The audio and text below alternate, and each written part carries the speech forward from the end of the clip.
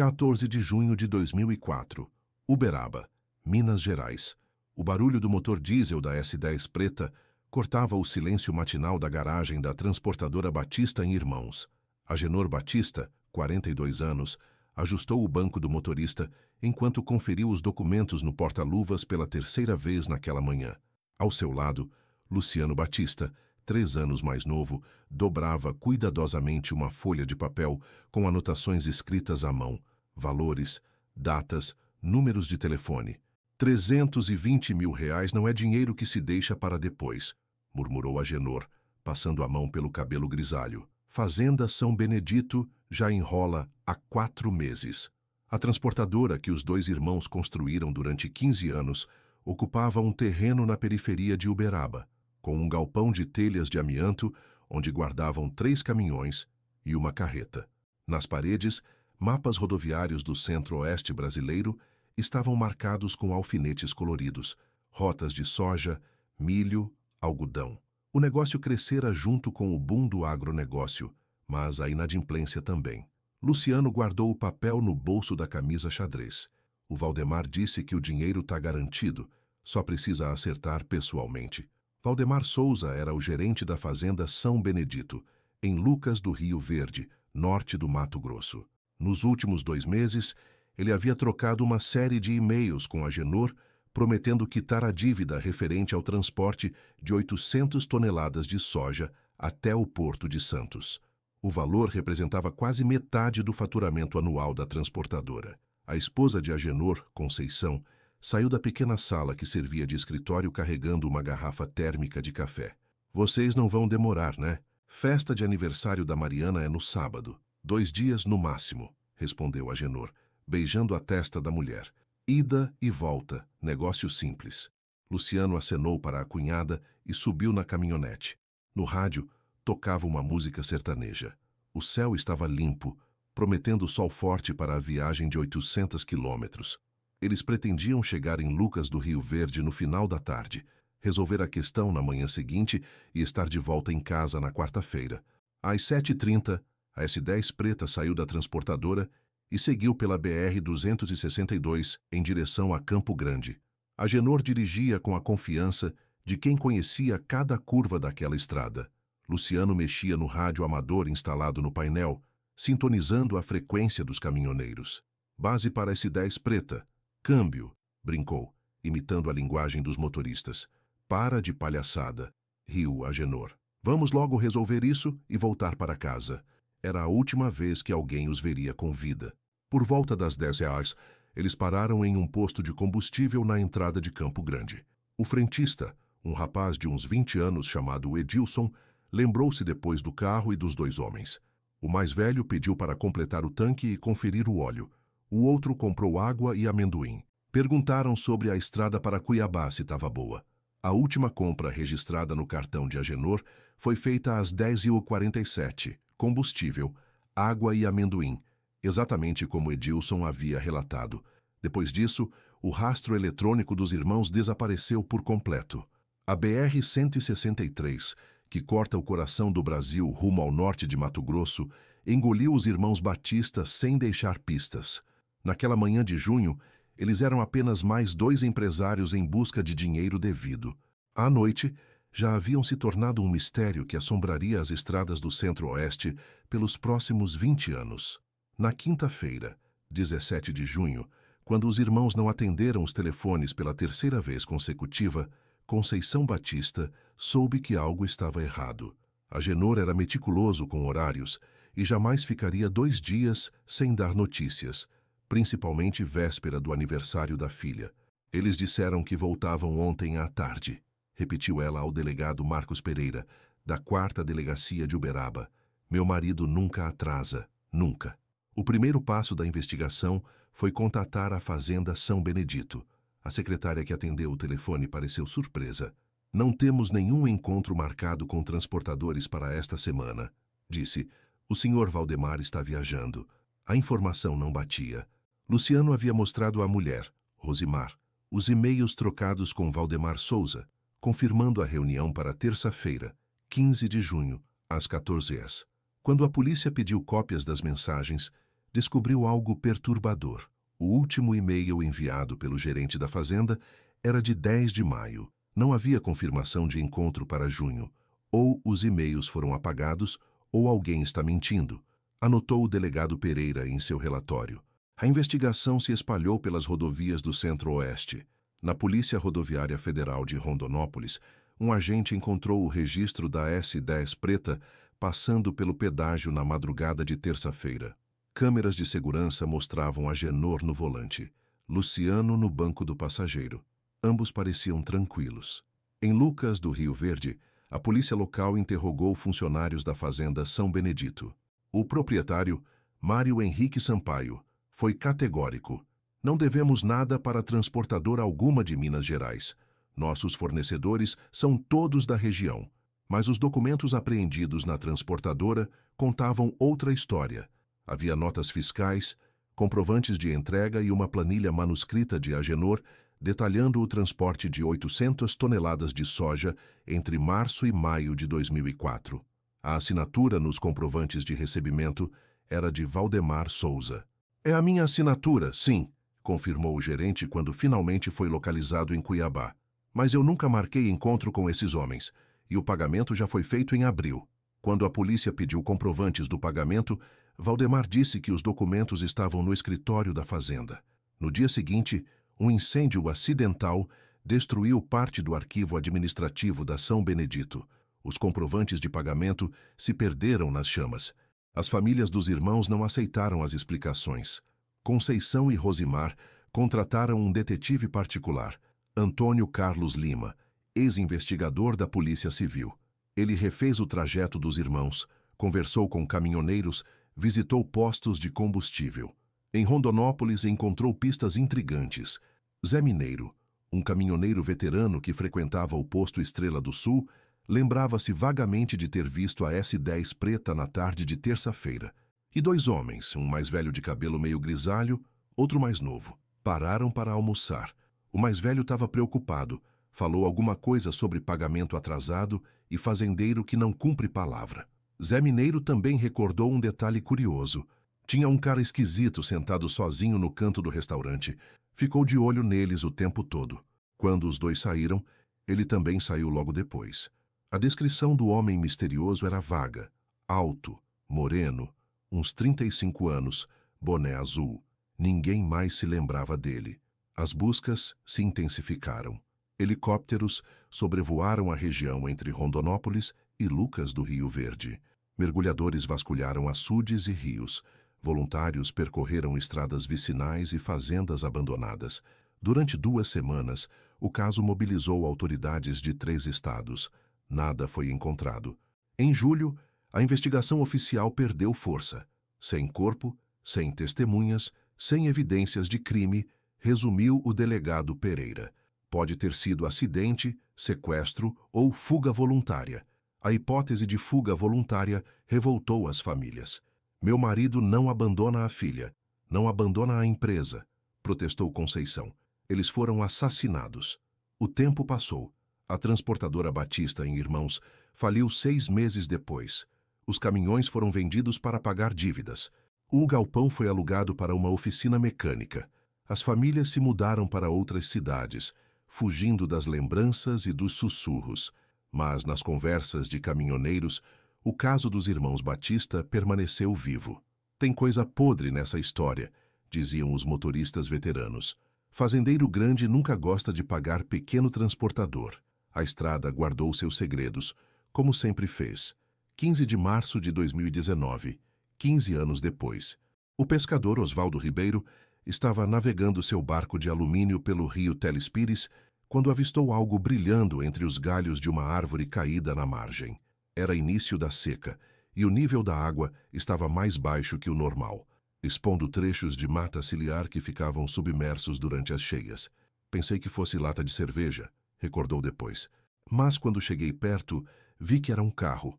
A S10 preta estava semissubmersa, encostada num barranco de cerca de 3 metros de altura. A vegetação havia crescido ao redor da caminhonete, camuflando-a quase completamente. Sem a seca excepcional daquele ano, ela permaneceria invisível por décadas. Osvaldo chamou a Polícia Civil de Sorriso, cidade mais próxima. O perito Eduardo Sampaio chegou ao local no final da tarde, acompanhado de bombeiros e um guincho. O veículo estava há muito tempo ali, registrou no laudo técnico. Pneus deteriorados, lataria corroída pela umidade, interior tomado pela vegetação. Não havia sinais de colisão ou disparo de arma de fogo na carroceria. A identificação foi rápida. A placa batia com a S10 dos irmãos Batista, desaparecida em 2004. Mas onde estavam Agenor e Luciano? O interior da caminhonete contava uma história confusa. No porta-luvas, a polícia encontrou documentos pessoais dos irmãos, carteira de motorista, algumas notas fiscais da transportadora. No banco traseiro, uma mala de viagem pequena com roupas limpas, 2 camisas, uma calça, produtos de higiene. O detalhe mais intrigante estava no painel. Um rádio amador estava quebrado, com os fios arrancados violentamente. Pedaços de plástico preto estavam espalhados no assoalho do carro. Alguém destruiu esse rádio com muita força, observou o perito Sampaio. Não foi acidente nem vandalismo. Foi intencional. Não havia sangue, marcas de luta ou qualquer indício de violência dentro do veículo. O tanque de combustível estava vazio. As chaves não foram encontradas. A localização da caminhonete também intrigou os investigadores. O rio Teles Pires ficava a aproximadamente 60 quilômetros de Lucas do Rio Verde, mas a estrada de terra que levava até ali era conhecida apenas por pescadores e fazendeiros da região. Não fazia parte de nenhuma rota comercial. Como eles chegaram até aqui? Questionou o delegado Carlos Henrique Moura, responsável pela reabertura do caso. E por que abandonaram o carro em local tão isolado? A família foi comunicada imediatamente. Conceição Batista, agora com 64 anos e morando em Uberlândia, pegou o primeiro ônibus para Mato Grosso. Ela passou 2 horas sozinha com a caminhonete, procurando pistas que a polícia pudesse ter perdido. Encontrei isto, disse, mostrando ao delegado um pequeno papel dobrado que estava preso entre o banco e o console central. Era uma anotação manuscrita de Luciano. Porteira azul, 18 horas, sozinho. A nota estava datada de 15 de junho de 2004, o mesmo dia do desaparecimento. Meu cunhado sempre fazia anotações assim quando recebia instruções por telefone, explicou Conceição. Porteira azul? Onde seria isso? A investigação recomeçou com novo fôlego. Policiais percorreram fazendas numa região de 50 quilômetros ao redor do local onde a S10 foi encontrada, procurando por porteiras azuis. Encontraram 4. A primeira pertencia a um sítio abandonado há 10 anos. A segunda dava acesso a uma fazenda de gado. A terceira ficava numa estrada vicinal que levava a um curtume desativado. A quarta, e mais interessante, era a entrada de um depósito de agrotóxicos da empresa Agromax, que em 2004 mantinha negócios com várias fazendas da região, incluindo a São Benedito. O proprietário da Agromax, Joaquim Torres, foi interrogado. Ele disse não se lembrar de ter marcado encontro com transportadores de Minas Gerais. Minha empresa só trabalhava com fornecedores locais, afirmou, mas funcionários aposentados da Agromax contaram uma versão diferente. O Joaquim tinha uns esquemas meio estranhos, confidenciou José Maria Santos, ex-gerente do depósito. Recebia gente de fora às vezes, sempre à noite, sempre sozinho. Quando a polícia pediu para examinar os arquivos da empresa de 2004, descobriu que eles haviam sido descartados por falta de espaço 3 anos antes. O rádio amador quebrado foi enviado para análise técnica em Cuiabá.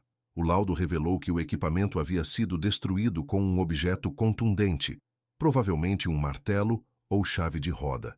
A violência dos golpes indicava desespero ou raiva extrema. Alguém não queria que eles se comunicassem, interpretou o perito eletrônico Marcelo Oliveira.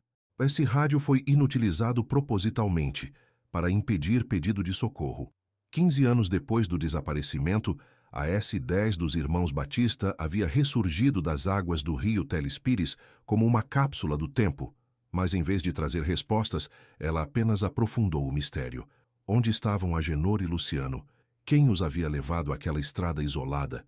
E por que alguém fez questão de destruir o meio de comunicação que eles tinham? A caminhonete guardava silêncio, como guardara durante década e meia submersa nas águas barrentas do rio. A descoberta do rádio destruído despertou a atenção de Mário Antônio Silva, radioamador veterano de Cuiabá, que acompanhava casos de desaparecimento há mais de 20 anos. Quando soube do equipamento encontrado na S10 dos irmãos Batista, ele ofereceu ajuda voluntária à investigação. Radioamadores têm uma rede de comunicação muito forte na região, explicou ao delegado Carlos Henrique Moura. Se eles tentaram pedir socorro, alguém pode ter ouvido. Mário começou um trabalho meticuloso.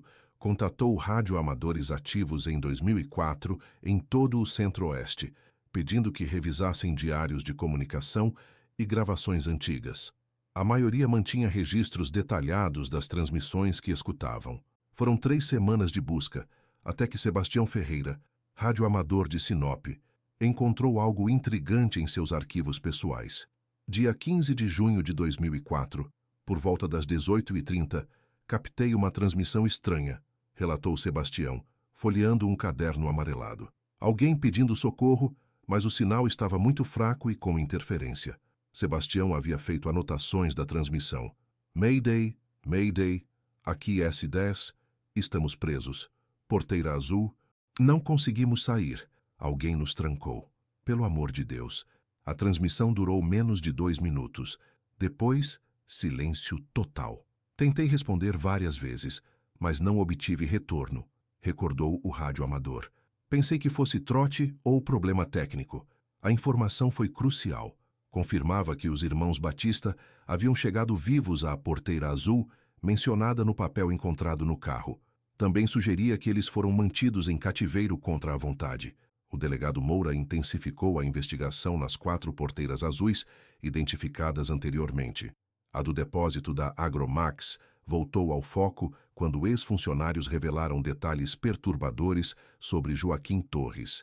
Ele tinha uns métodos meio violentos para cobrar dívidas, contou José Maria Santos. Uma vez vi ele dar uma surra num fazendeiro que devia dinheiro.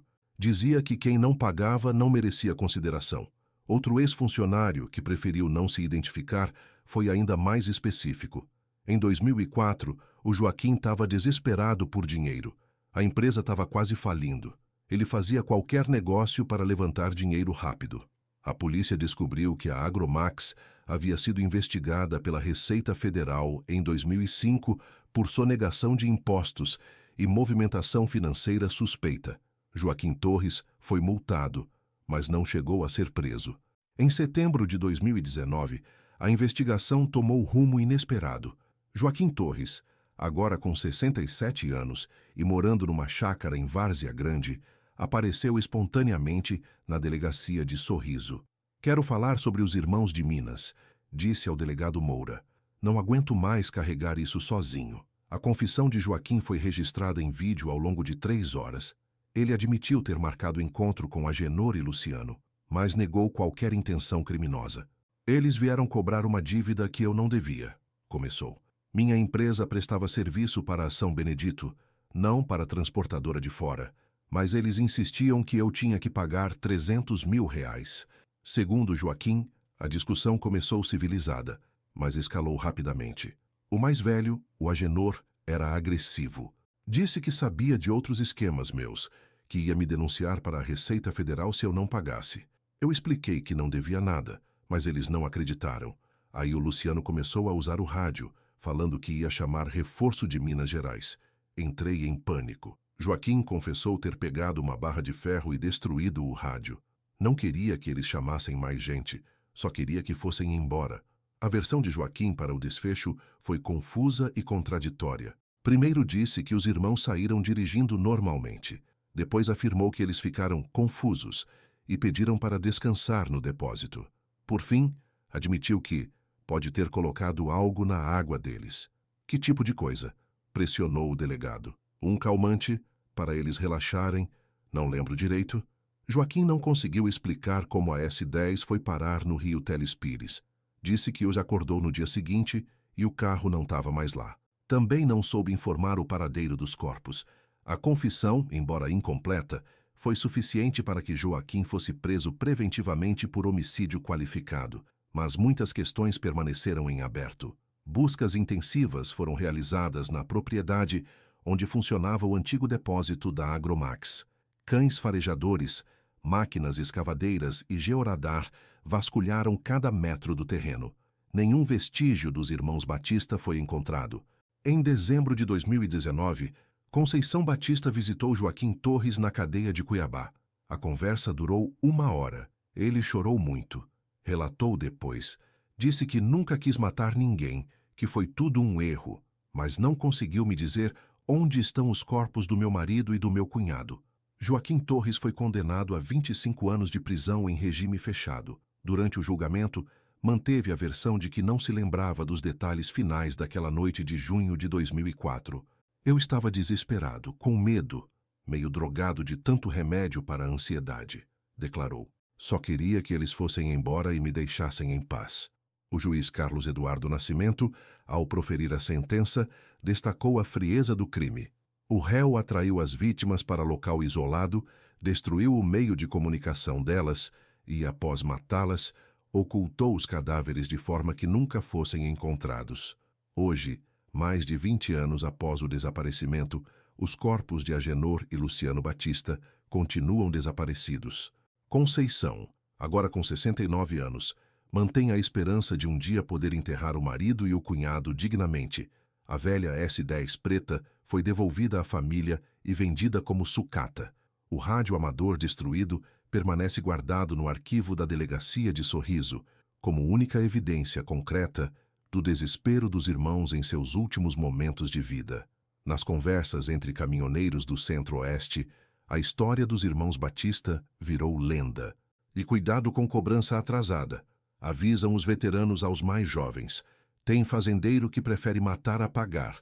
A estrada, imensa e silenciosa, guarda o segredo do paradeiro final de Agenor e Luciano. Em algum lugar entre as plantações de soja e os pastos do norte de Mato Grosso, 2 irmãos que só queriam receber o pagamento justo por seu trabalho encontraram um fim que a justiça jamais conseguiu esclarecer completamente. A última transmissão do rádio dos irmãos Batista ecoou por poucos minutos nas ondas do ar em junho de 2004. Mas o eco de sua história ressoa até hoje, lembrando que nem todas as viagens de negócios nas estradas brasileiras terminam com retorno seguro para casa.